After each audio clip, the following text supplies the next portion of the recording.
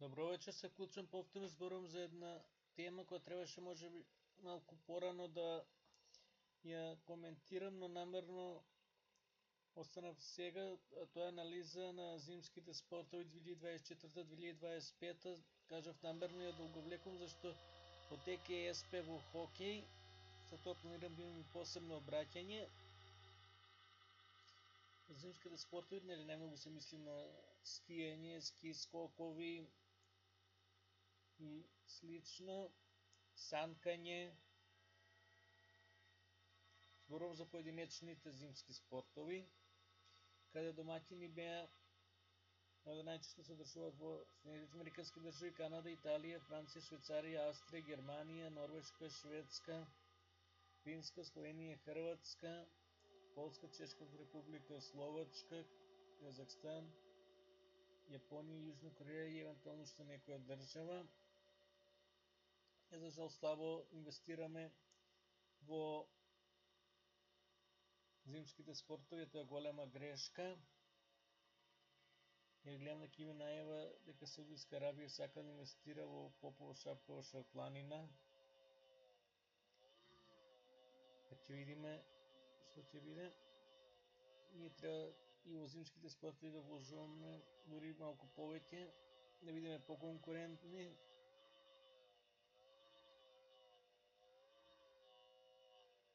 Кога може Бугарија да биде домаќин на предквалификацијски олимписки турнир во хокеј, ние авар немаме.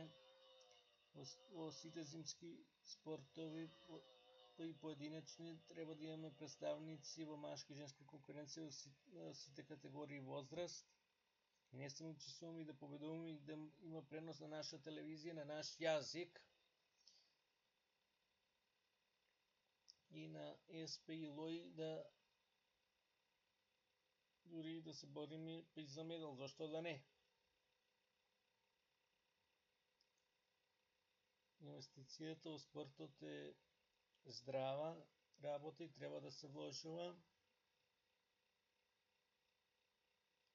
За време дека ќе видиме работите ќе се променат на подобро, за разлика од минатата зима кога немавме настапи, сега имавме само скромни 5 настапи.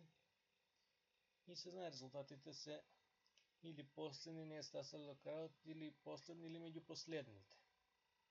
Најмногу може да има подобрување на државниот и личниот рекорд.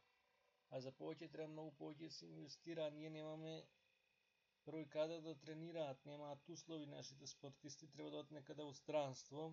Домашните услови се катастрофа за никаде. Спортот да имаат каде да тренираат, а потоа тренираат и да бидат рамо до рамо со олимписките и светските шампиони. А за да биде така треба многу да се вложува. А дали ќе се вложува останува да видиме. До тогаш поздрав!